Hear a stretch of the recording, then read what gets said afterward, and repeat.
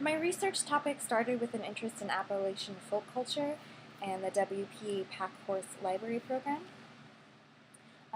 Appalachia has been a geographically and culturally isolated area for many generations.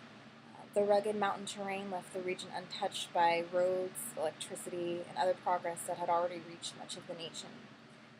This isolation cultivated a unique folk culture and created different perspectives than those of mainstream America, but also created a culture of innovation and survival. During the Great Depression, the WPA created a library program that employed women to deliver books to remote and isolated parts of the Appalachian Mountains on pack horses.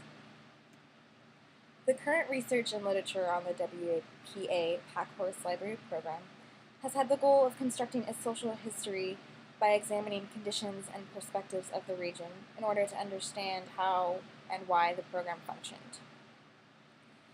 The current research also discusses the program in terms of literacy and education, poverty and economics, and culture and attitudes. Literacy prior to the Great Depression was limited as it was not a skill required for early mountaineers to carve out their homestead and tend to their farms.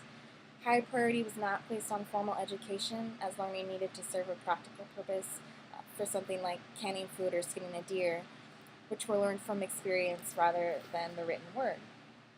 However, with the rise of industrialization, the economy of Appalachia shifted from farming to coal mining and timber. While these new industries drew Appalachians away from their farms and opened up Appalachia to the outside world, but also contributed to the cycle of poverty as outsiders took advantage of mountain people and exploited their natural resources. So literacy and information became a way to break the cycle of poverty, which contributed to the changing perspectives of Appalachian people towards education and literacy, which ultimately helped pave the way for the library services and the Pack Horse Library Program. The Pack Horse Library Program has been explored through the lenses of education, library history, economics, and poverty. However, in my research, no one really addresses the women in relation to gender issues of the early 20th century or their own roles in their mountain culture.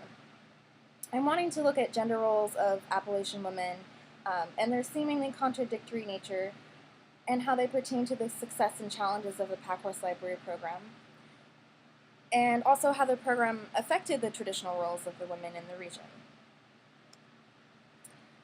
The research contribution will present a fuller understanding of the social history of Appalachia, as well as the Pack Horse Library Program in context of women's and gender history, as well as illuminate the impact and cultural growth for the program in the region.